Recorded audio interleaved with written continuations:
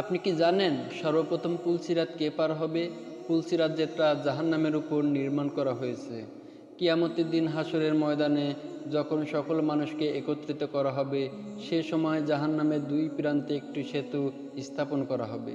যে সেতু চুলের চেয়েও চিকন হবে এবং তরোয়ালের ধারার চেয়েও তীক্ষ্ণ ধারাও হবে।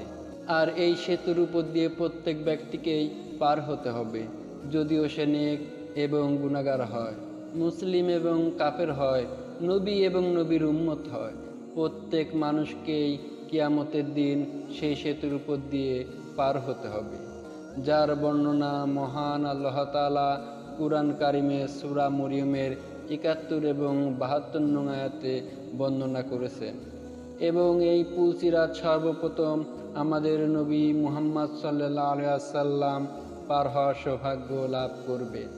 এরপর আমাদের প্রিয় নবীর উম্মত পুলসিরাত পার হবেন। মহান আল্লাহ তাআলা এই ভয়াবহ পুলসিরাত পার হওয়ার তৌফিক দান করুক, আমিন।